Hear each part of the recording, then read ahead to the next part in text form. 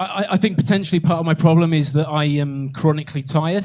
I've got a couple of kids. The oldest is 7, which means I haven't slept in approximately 7 years.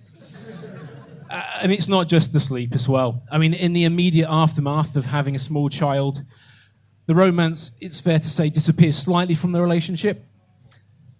I liken it very much to being like... the whole process is a bit like going to the doctor's. You have to book your appointment 8 weeks in advance.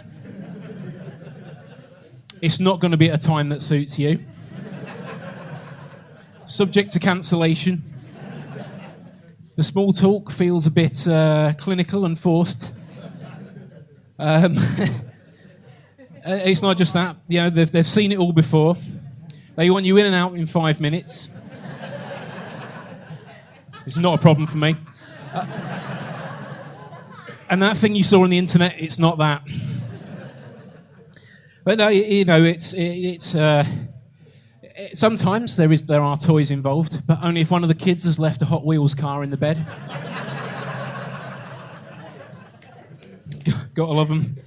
But yeah, it's a weird thing being a parent, because like, I don't know, but has anyone else in here got kids?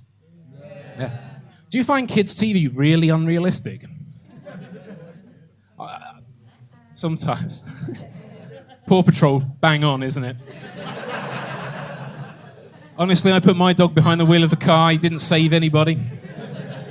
Although, in fairness to him, one thing I can credit the dog with, he spent more time in the year we've had him trying to remove my trousers than my wife has in 10 years. But the one that really gets me is Postman Pat. Postman Pat, right, when I was growing up, he had a little van. I could cope with that. These days, Postman Pat has a fucking helicopter. And such is the hubris of the man that it's not just an off-the-shelf helicopter either. He's had a special thing built in for the cat. I mean, that's not going to come cheap. It's no wonder the poor old mailmen are on strike. You know, their pension pots are being plundered to satisfy the delusions of grandeur of a rural mailman. Oh, man.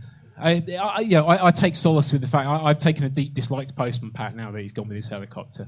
I take solace from the fact that probably the inevitable conclusion for Postman Pat is a hail of bullets the day his job gets outsourced to a robot.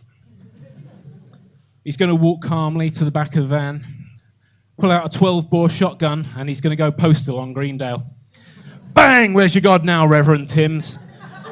Bang! That's for stocking the sun, Mrs. Goggins. Fuck you, Jess.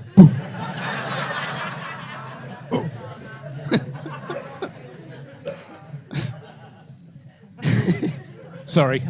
No animals were harmed in the making of this skit. I tell you what, it's going to take more than Paul Gascoigne and a bucket of chicken to fix that.